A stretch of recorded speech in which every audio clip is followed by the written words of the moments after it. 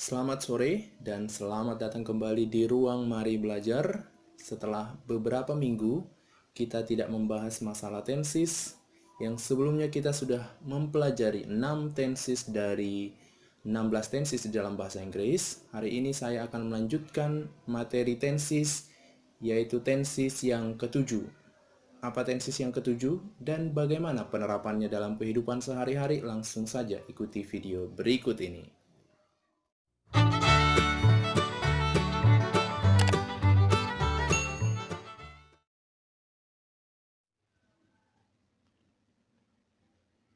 Kembali lagi bersama saya dengan materi tenses yang ketujuh, yaitu Future Perfect Tense.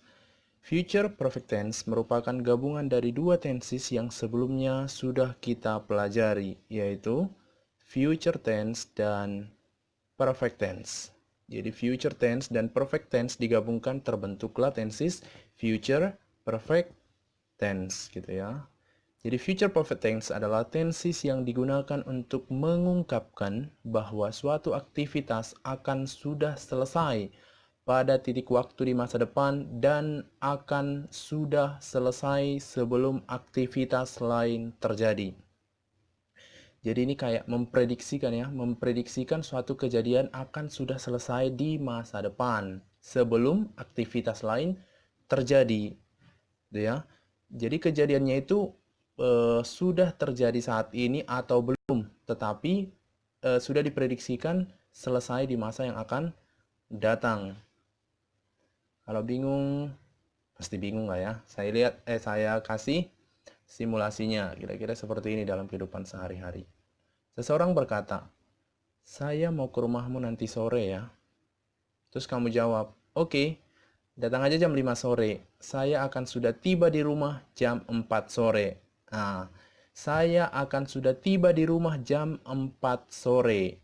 Itu jam 4 sore itu nanti, berarti masa depan. Itu suatu prediksi gitu ya. Itu yang dimaksud tadi, memprediksikan suatu kejadian akan selesai di masa yang akan datang. Dan itulah contoh dari future perfect tense itu. Tuh, ini contohnya dalam kehidupan sehari-hari ya. Kalimat tersebut bisa kita terjemahkan menjadi I will have reached home in 4 p.m. I will have reached home in 4 p.m. Itu contoh dari future perfect tense. Oke. Untuk lebih mendalam kita lihat lagi.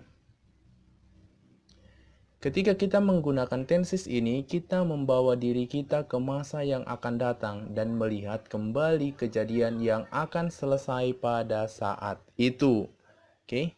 Tenses ini mengungkapkan kapan suatu peristiwa akan berakhir di masa depan, gitu ya. Jadi kayak memprediksikan kapan suatu peristiwa akan berakhir gitu. Langsung saja kita masuk ke dalam rumus future perfect tense karena penerapannya dalam kehidupan sehari-hari kira-kira seperti yang tadi ya. Langsung saja untuk note atau the most important things to be remember. Yang pertama pastinya ada subjeknya. Kemudian ini namanya future, berarti ada kata akan. Kata akan yang kita gunakan adalah will. Kemudian ada perfect tense gitu. Berarti kalau ada perfect tense ada kata telah. Telah yang kita gunakan adalah have. Kenapa tidak ada has? Karena nanti dia akan digabungkan dengan modal yang ini, modal will. Dan di materi sebelumnya saya sudah jelaskan kalau sudah ada modal, dia akan dihubungkan atau dia akan dipasangkan dengan verb infinitive atau infinitive verb. Has itu bukan infinitive, tapi infinitifnya adalah have ya. Makanya kita tidak memakai has di sini. Oke, setelah itu apalagi? Ada objek, kemudian complement atau time signal. Time signal yang digunakan dalam future perfect tense gampang. Ketika ada future, maka time signal yang digunakan adalah time signal untuk future tense. Apa? Kata kuncinya untuk future tense ada next. Next week, next year, next minute, next Saturday, next week, next Sunday, next Friday. Pokoknya yang ada kata-kata next-nya ya. So, kita dapat buat formula untuk future perfect tense. Subject plus will plus have plus verb 3 plus object plus complement. Oke, setelah rumus, kita langsung masuk ke dalam contoh. Contoh yang pertama, rumusnya tetap saya buatkan, yaitu subject plus will plus have plus verb 3. Ingat ya, verb 3 plus object plus complement. Dia akan sudah belajar bahasa Inggris jam 5 sore. Dia akan sudah belajar bahasa Inggris jam 5 sore. Itu prediksi ya, prediksi. Dia sebagai subjek, akan itu sebagai future tense-nya, kita translate menjadi will, sudah atau telah itu perfect tense-nya, have, belajar, verb, ingat verb 3, bahasa Inggris objek jam 5 sore complement. So, positifnya kira-kira seperti ini. He will have studied English in 5 p.m. Dia will have belajar studied verb 3 bahasa Inggris English in 5 p.m. Oke, verb 3 ya. Ini diingat lagi, kalau sudah ada have atau has pasangannya pasti selalu verb 3 atau past participle. Untuk negatifnya tinggal menambahkan modal. Tinggal menambahkan not setelah modal. Modal di sini apa? Will. Berarti jadinya seperti ini. He will not have studied English in 5 p.m. Tinggal menambahkan not setelah will. Oke.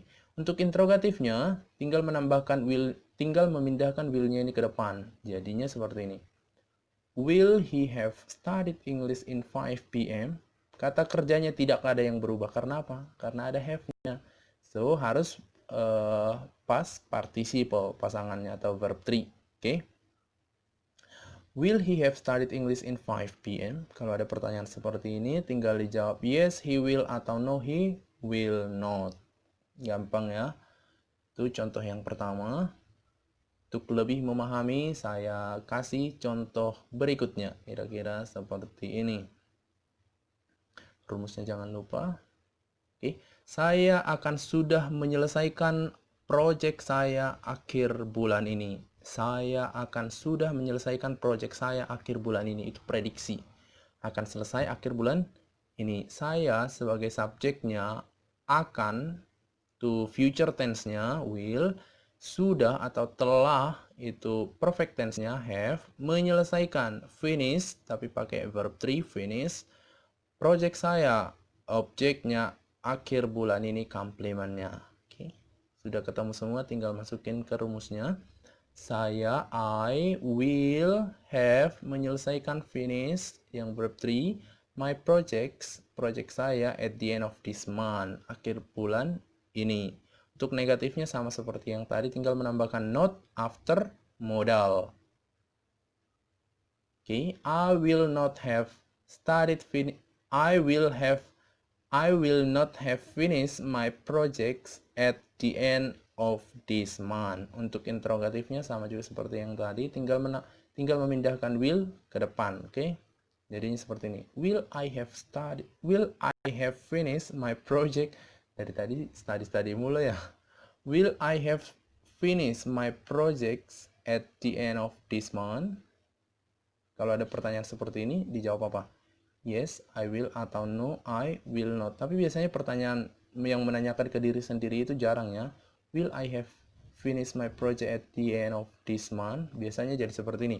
Will you have finished? Apakah kamu sudah akan menyelesaikan projectmu gitu ya? Jadi kita jawab, ya saya akan menyelesaikan gitu. Saya akan telah menyelesaikan project saya. Jadi ini jarang dipakai ya, will I have finished. Yang biasanya will you have finished. Oke.